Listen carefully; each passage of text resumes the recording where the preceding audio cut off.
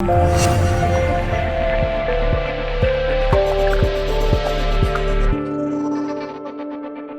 Jungle. Hello dear students, today we are going to start numerically and algebraically greatest term in binomial expansions. Binomial expansions में numerically greatest term और algebraically greatest term हम कैसे find करते हैं ये आज हम लोग सीखेंगे.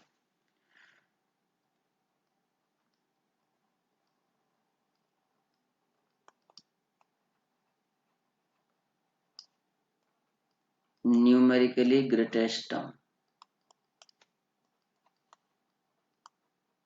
इसे हम लोग शॉर्ट में NGT लिखेंगे, न्यूमेरिकली ग्रेटेस्ट टर्म को, एंड एल्जेब्राइकली ग्रेटेस्ट टर्म को AGT. इसके लिए जो हमें बेसिक रिक्वायरमेंट है, एक आपको एक्सपेंशन दिया गया होगा या आप अच्छे से पहले पढ़ चुके हैं उसको, a plus b whole to the power n. a plus b whole to the power n का जो जनरल टर्म होता है tr plus 1 equal to ncr a to the power n minus r b to the power r. ये general term होता है a plus b to the power n का. So tr plus 1 upon tr जब आप simplify करोगे तो you will gate n plus 1 minus r upon r into b by a. n plus 1 minus r upon r into b by a. तो ये tr plus 1 upon tr की value आती है. ये हमें याद रखना है. Remember, for numerically greatest term आपको ये जो b बाई a है ये mod b upon mod a लेना है. मतलब tr plus 1 upon tr has to take as n plus 1 minus r upon r into mod of b by a. Right, तो ये हमें हेल्पफुल होगा. इसमें बेटा टोटल 3 प्रकार के क्वेश्चन बनते हैं. एक तो एक्सपेंशन दिया जाएगा आपको, उस एक्सपेंशन में न्यूमेरिकली ग्रेटेस्ट टर्म या अलजेब्रिकली ग्रेटेस्ट टर्म पूछेगा. दूसरा क्वेश्चन ए और बी में से कोई एक अननोन होगा, उसकी वैल्यू पूछ सकता है न्यूमेरिकल ग्रेटेस्ट टर्म देकर. और तीसरा ए और बी दे देगा, न्यूमेरिकल ग्रेटेस्ट टर्म भी दे सकता है, दे ही देगा, और पावर की जो इंडेक्स है n इसकी वैल्यू पूछेगा. तो हम ये सभी क्वेश्चंस इसमें सोल्व करेंगे. लेकिन मैं आपको फिर से बोल रहा हूँ कि ये जो मैंने ब्रैकेट में लिखा है tr plus 1 upon tr equal to n plus 1 minus r upon r into b by a का मोड, ये आपको याद होना चाहिए, एकदम रटा होना चाहिए बिल्कुल. ठीक है, तो एक एग्जांपल ले लेते हैं पहले इसका. First example 1, find numerically greatest term in 1 plus 4x whole to the power 8 at x is equal to 1 by 3. तो ध्यान समझना, हमने मान लिया कि let r plus 1th term that is tr plus 1 be the numerically greatest term. तो अगर r plus 1 term numerically greatest term है, देन लगभग सारे क्वेश्चन में एक ही पैटर्न फॉलो होगा. बहुत ध्यान से एक दो क्वेश्चन कर लोगे ना तो पता लग जाएगा क्या होता है इसमें. Then tr plus 1 upon tr will be greater than equal to 1 and tr plus 2 upon tr plus 1 will be less than और इक्वल टू 1. तो tr प्लस 1 अपॉन tr, तो ये तो फॉर्मूला मैंने अभी तक सामने ही लिखा हुआ है आपके. tr प्लस 1 अपॉन tr ये क्या होता है, n plus 1 minus r upon r into mod of b by a. तो n की वैल्यू कितनी है यहाँ पर 8 plus 1 minus are upon are into mod of b by A. तो b का काम यहाँ पर 4x कर रहा है और a की वैल्यू 1, तो 4x बाई 1 का मॉड इज ग्रेटर देन और इक्वल टू 1। ठीक है, तो 9 minus are upon are into, देखो x की वैल्यू कितनी, x इक्वल टू 1/3 पर, तो x का 1/3 यहाँ पर पुट कर देंगे हम, तो ये 4 इंटू 1/3 4/3 बन जाएगा, मॉड ऑफ 4/3 तो 4/3 ही होगा, तो 4/3 is greater than equal to 1। तो ये क्या हो गया, 36 माइनस 4r इज ग्रेटर देन और equal to 3r, so 7r is less than equal to 36। तो r is less than equal to 36 upon 7, इसे आप फर्स्ट मान लो। अब आप इसको सोल्व करोगे तो एक बात देखो, पहले रिलेशन में और इस रिलेशन में, दोनों में ही, फर्स्ट रिलेशन जो लिखा था tr+1 upon tr greater than equal to 1 और tr+2 अपॉन tr+1, इन दोनों में एक तो r को r+1 से रिप्लेस कर दे और इनइक्वालिटी चेंज कर दे तो सेम ही आएगा। या तो आप वापिस से पूरा लिख लो या सीधा सीधा जो आपका ये फाइनल लास्ट आया है 1 relation 1 r is less than equal to 36/7, इसमें solving in the same way जैसा कि हमने इधर किया है लेफ्ट साइड में, तो r को r+1 से रिप्लेस कर दो और इनइक्वालिटी चेंज कर दो, तो r+1 is greater than equal to 36 upon 7। So यहां से क्या आ गया, r इज ग्रेटर देन और इक्वल टू 29 अपॉन 7, ये सेकंड हो गया। First and second implies 29 upon 7 is less than equal to r is less than equal to 36 upon 7। तो कितना आ गया r की वैल्यू, r जो है वो एक इंटीजर है, तो 29/7 से 36/7 के बीच में r equal to 5, because r is an a positive integer, whole number होता है एक्चुअली, तो r की वैल्यू केवल 5 आ गई यहां से। कौन सा पॉजिटिव इंटीजर है जो 29/7 से 36/7 के बीच में लाई करता है, तो ये 4 पॉइंट समथिंग है, 29/7, 36/7 जो है 5 पॉइंट समथिंग है, तो बीच में कौन आया 5, तो r इक्वल टू 5। देयरफॉर जब r 5 होगा तो tr+1 को आपने न्यूमेरिकली ग्रेटेस्ट टर्म माना था, तो t5+1 that is t6, t6 is the numerically greatest term, यही इसका आंसर होगा। अब बात रही t6 की, तो वो तो आप लोग इजीली निकाल सकते हो, t6 इक्वल टू क्या हो जाएगा, r की वैल्यू 5 रखी तो 8c5 इंटू 4x की पावर 5, x की वैल्यू जो है हमें गिवन है 1/3, तो 8c5 into 4/3 to the power 5, ये इसका फाइनल वैल्यू हो जाएगी न्यूमेरिकली ग्रेटेस्ट टर्म। इसका मतलब ये हो गया कि x इक्वल टू 1/, जब आप 1 प्लस 4x की पावर 8 का एक्सपेंशन करते हो और उस एक्सपेंशन में आप x इक्वल टू 1/3 डाल देते हो, तो पूरे एक्सपेंशन में जो टोटल 9 टर्म्स थी, उन 9 टर्म्स में सबसे ज्यादा न्यूमेरिकल वैल्यू जो आएगी वो 6th टर्म की आएगी, ये इसका मीनिंग होता है। दूसरा क्वेश्चन देखते हैं बेटा, समझ में आया है अच्छे से, ठीक है। Question number 2, find numerically greatest term in, find numerically greatest term in 3 minus 2x, 3 minus 2x whole to the power 9 at x is equal to 1, x equal to 1 पर numerically greatest term बतानी है, तो same process, let r+1 term be the numerically greatest term, तो tr+1 upon tr greater than equal to 1 and tr plus 2 upon tr plus 1 is less than or equal to 1 होगा। तो यहां पर क्या होता है formula, n plus 1 minus r, n की value जो है वो 9 है, तो 9 plus 1 minus are upon are into mod of b by a, b की वैल्यू यहां पर -2x है, अपॉन ए की वैल्यू 3 है, इज ग्रेटर देन और इक्वल टू 1।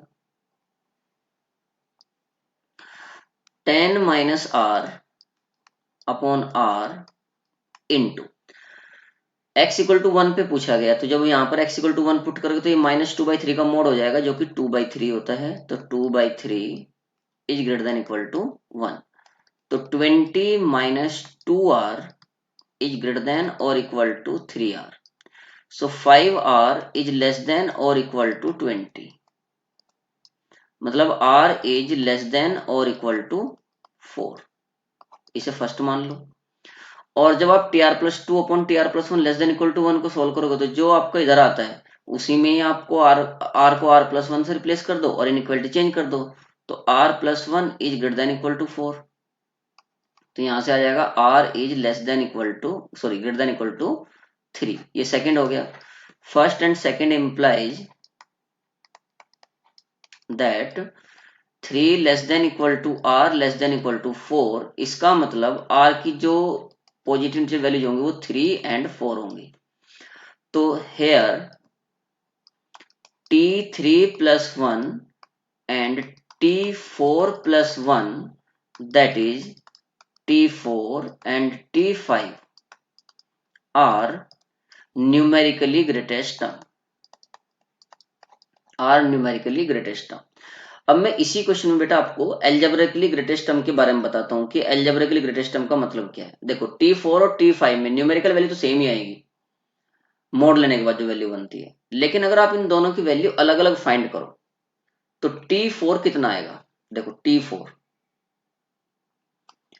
t4 जो है वो t3 plus 1 that is equal to t3 plus 1, तो ये हो जाएगा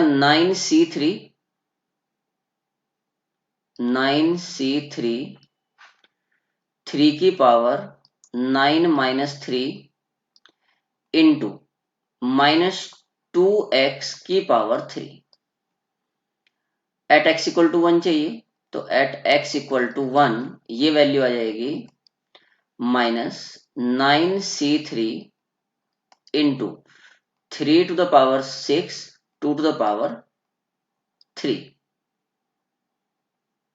ठीक है। तो वैल्यू निकाल लेते हैं इसकी, -9c3 कितना हो गया, 9 इंटू 8 इंटू 7 इंटू 6, नहीं 9 इंटू 8 इंटू 7 तक जाएंगे अपन क्योंकि 3 है ना डिनोमिनेटर में वैल्यू निकालने के लिए, upon 3 into 2 into 1 into 3 to the power 6 into 2 to the power 3। तो सिंप्लीफाई करो इसको, जब आप इसको सिंप्लीफाई करेंगे तो कितना आ जाएगा भाई, 3 से ये 3 टाइम्स कैंसिल हो गया, 2 से ये 4 टाइम्स कैंसिल हो गया, तो माइनस देखो 3 की पावर 6 है और a की 3 की पावर 1, तो और 2 की पावर 2 ये है, 4 जो है 2 की पावर 2 2 की पावर 3, तो 2 की power 5 into 3 to the power 7 into 7 to the power 1, ये वैल्यू जो है फोर्थ टर्म की आ गई t4 एंड t5 देखो क्या आता है, t5 जो है वो t4 प्लस 1 हो जाएगा, that is equal to 9c4 3 to the power 9 minus 4 into -2x to the power 4। अब चाहिए इसकी वैल्यू भी एट x इक्वल टू 1, तो 9c4 9 into 8 into 7 into 6 upon 4 into 3 into 2 into 1, right. और x इक्वल टू 1 डालेंगे तो ये 1 हो जाएगा और ये हो जाएगा 2 की पावर 4 और यहाँ पर बचा 3 की पावर 5, 3 की पावर 5 2 की पावर 4 इवन पावर है। तो इसे सिंप्लीफाई करते हैं, 4 2 8 ये कैंसिल हो जाएगा, 3 से ये 2 टाइम्स कैंसिल हो जाएगा। तो अब देखो 2 की पावर 1 ये है और 2 की पावर 4 ये है, तो 2 की पावर 5। 9 को 3 स्क्वायर लिख सकते हैं और ये 3 की पावर 5 है तो 3 की पावर 7 हो गया इंटू 7 टू द पावर 1। तो यहां पर हमने क्या ऑब्जर्व किया कि अगर आप T4 और T5 का मैग्नीट्यूड देखते हो, T4 और T5 का जो मैग्नीट्यूड है वो इक्वल है दोनों का, और वो वैल्यू 2 की पावर 5 इंटू 3 की पावर 7 इंटू 7 की पावर 1 आ रही है। लेकिन अगर अलग अलग देखो तो T5 एक्चुअली ग्रेटेस्ट है, जो इसकी वैल्यू आ रही है। तो here T4 and T5 both are numerically greatest term, but T5 is the algebraically greatest term. Here T4 and T5 are numerically greatest term, but T5 is algebraically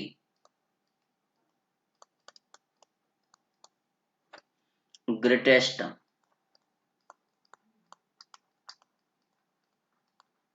जिसे हम short में AGT बोलेंगे। तो hopefully आपको ये समझ में आ गया होगा कि न्यूमेरिकली ग्रेटेस्ट टर्म और एल्जेब्रिकली ग्रेटेस्ट टर्म में क्या मतलब होता है ना। न्यूमेरिकल दोनों की वैल्यू सेम है, लेकिन एक्चुअली जिसकी वैल्यू बड़ी होगी वो वैल्यू जो है एल्जेब्रिकली ग्रेटेस्ट टर्म कहलाएगी।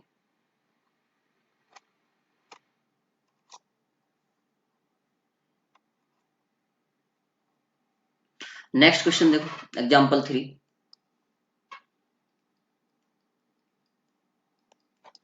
Find numerically greatest term in the expansion of expansion of 3 minus 5x whole to the power 11 at x is equal to 1 by 5। ठीक है, x इक्वल टू 1/5। देखो सॉल्यूशन,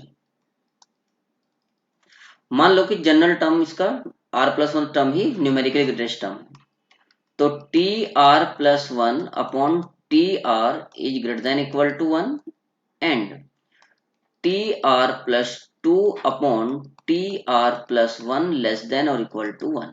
फॉर्मूला लगाओ, तो n+1 यानी कि 11+1 minus r upon r into mod of b by A, तो -5x upon 3 is greater than equal to 1। So ये हो गया 12 minus r upon r into x की वैल्यू 1/5 है, तो 5 से 5 कैंसिल हो जाएगा, तो ये माइनस का 1/3, लेकिन मोड होने की वजह से ये 1/3 is greater than equal to 1। तो 12 minus r is greater than equal to 3r, so 4r is less than equal to 12, तो यहां से r इज लेस देन और इक्वल टू 3। ये फर्स्ट हो गया। और अगर इस सेकंड इधर वाले में देखें तो r को r+1 से रिप्लेस करेंगे और ये आ जाएगा ग्रेटर देन इक्वल टू 3, तो मतलब यहां से आ गया r is greater than equal to 2। इसे सेकंड मान लो। First and second implies that 2 less than equal to r less than equal to 3, so r is equal to 2 and 3। therefore जब r की वैल्यू 2 होगी तो इसका मतलब third term t3 and t4 are numerically greatest term. दोनों की values equal आएंगे, लेकिन एक की वैल्यू पॉजिटिव आएगी, एक की नेगेटिव आएगी। वो आपको देखना है अब इस क्वेश्चन में कि आप लोग सर्च करो कि कौन सी टर्म एल्जेब्रिकली ग्रेटेस्ट है। ठीक है, वैसे इजीली देख के बता सकते हैं आप इसको। Example 4,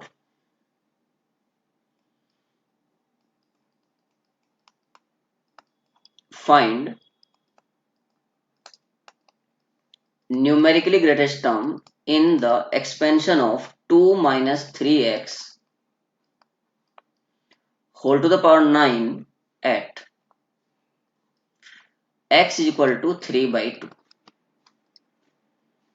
2 minus 3x whole to the power 9 at x equal to 3/2। तो same process, let tr plus 1 यानी कि r plus 1 term be the numerically greatest term। So tr plus 1 upon tr is greater than or equal to 1 and tr plus 2 upon tr plus 1 is less than or equal to 1। Value रखो तो n plus 1 यानी कि 9 plus 1 minus r upon r into mod of minus 3x by 2 is greater than equal to 1। x की जो value है वो 3/2 है, तो 10 minus r upon r into x के 3/2 रखेंगे तो माइनस का 9/4 हो गया, और 9/4 का जो माइनस 9/4 का जो मैग्नीट्यूड हुआ वो 9/4 ही हुआ, तो 9/4 is greater than equal to 1। तो भाई 90 minus 9r is greater than equal to 4r, तो 13r is less than equal to 90। So from here we get r is less than or equal to 90/13।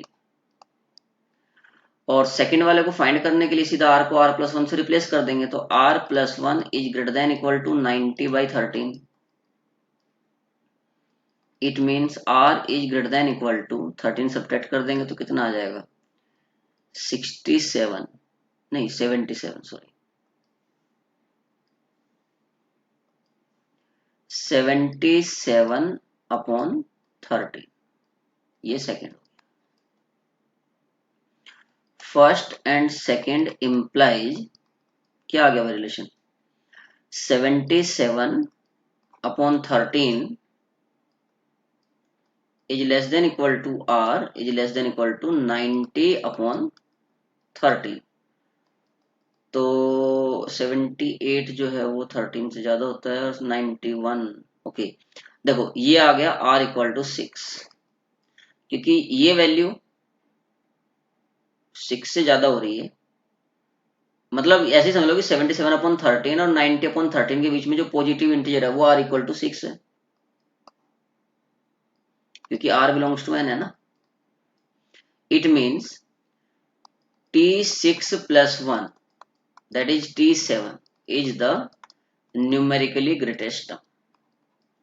रही बात उसकी value निकालने की, तो वो तो आप आसानी से निकाल ही लेते हो, है ना। अब बात आती है बेटा कि ये 4 क्वेश्चन करने के बाद आपको अच्छे से समझ में आ गया होगा कि ये किस प्रकार के क्वेश्चन बनते हैं। तो ये टाइप 1 था, अब हम टाइप 2 के क्वेश्चन की तरफ बढ़ते हैं। Example 5,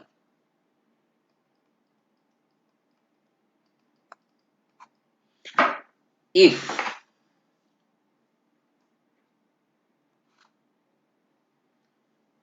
example 5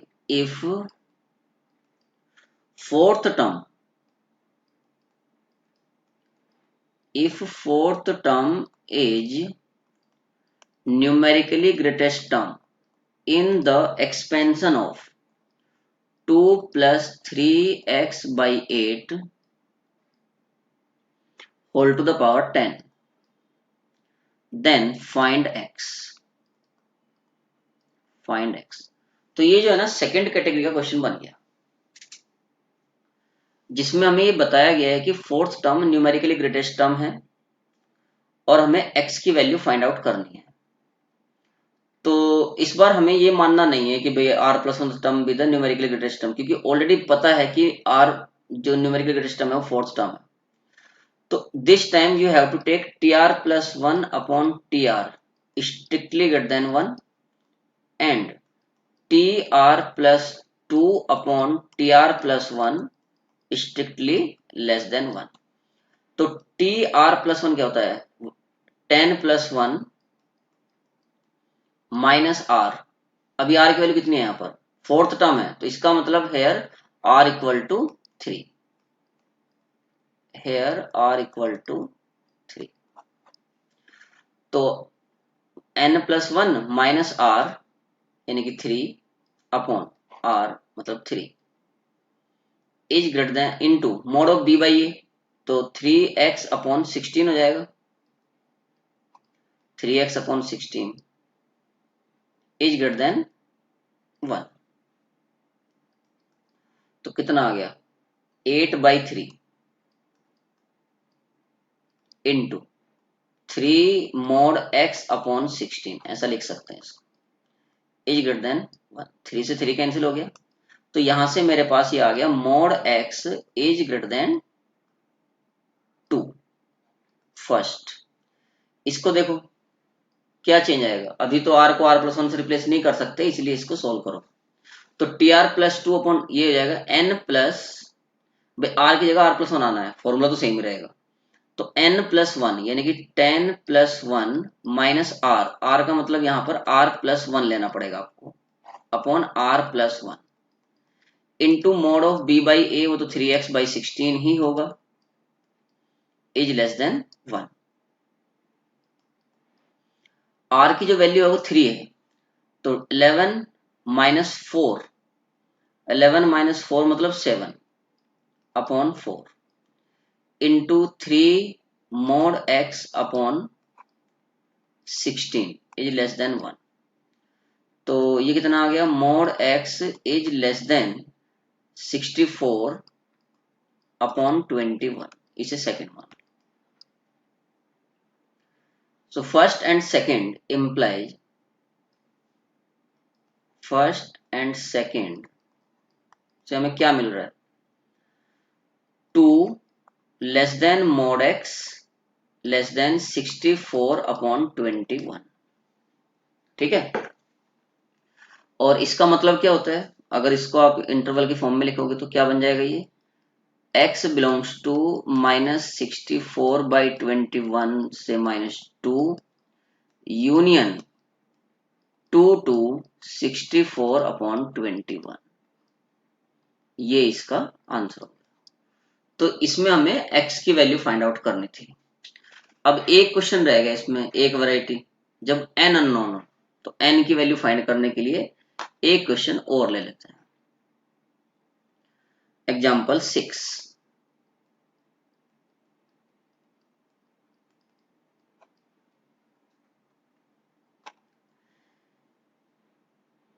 if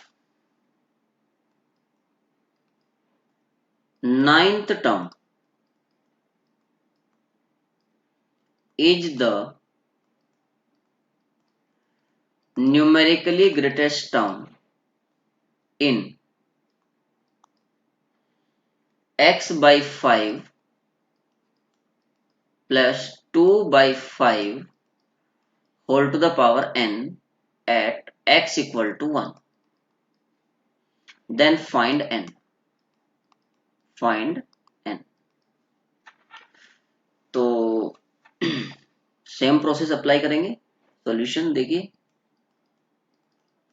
ninth term numerically greatest term है, तो फॉर्मूला तो वही है भाई हमारा, tr+1 upon tr greater then 1 होगा, क्योंकि इस बार भी बोला गया है कि स्ट्रिक्टली ये न्यूमेरिकली ग्रेटेस्ट टर्म है, एंड tr+2 अपॉन tr+1 will be strictly less than 1।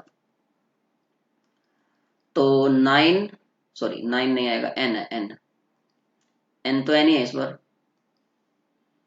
Ninth term का मतलब यहां पर ये समझ लो कि भाई r की जो वैल्यू है वो 8 है।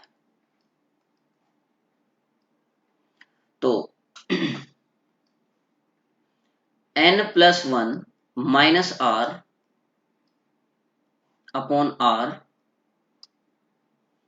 Into mod of b by a करेंगे तो 2/5 अपॉन x/5, तो 2/x हो जाएगा, इज ग्रेटर देन 1। तो n-7 अपॉन 8 इंटू 2/x, और x की वैल्यू 1 गिवन है। कई बार ऐसा होता है बच्चों की क्वेश्चन में x की वैल्यू नहीं गिवन होती है, तो उस क्वेश्चन में आप x इक्वल टू 1 लेके सॉल्व कर सकते हो। ठीक है, तो यहाँ पर तो खैर गिवन है, तो 2 ग्रेटर देन 1, तो 2 से ये 4 टाइम्स कैंसिल हो गया, तो n-7 is greater then 4, so n is greater then 11। ये एक रिलेशन आ गया। दूसरे पे आ जाओ, tr+2 अपॉन tr+1, तो n+1 माइनस 8+1, क्योंकि r को आप r+1 से रिप्लेस करोगे upon r+1 into mod of b by a, तो mod of 2/x is less then 1। 1 से 1 कैंसिल हो गया, तो ये हो गया n-8 अपॉन 9। x की वैल्यू 1 है तो 2 हो गया, 2 लेस देन 1। तो n-8 is less than 9/2, so n is less than ये 16 + 9 25/2, ये second. First and second implies 11 is less than n is less than 25/2। तो n जो है, जो कि एक नेचुरल नंबर है, और वो मतलब 11 से 12.5 के बीच में। 11 is less then n less than 12.5। तो आप देखो n की वैल्यू क्या हो सकती है, n इक्वल टू 12। तो प्यारे बच्चों, आज हम लोगों ने बाइनोमियल थ्योरम के लेक्चर नंबर 6 में numerically greatest term and algebraically greatest term सीखा। नेक्स्ट लेक्चर से हम लोग प्रॉपर्टीज ऑफ बाइनोमियल कोफिशिएंट्स सीखने जा रहे हैं।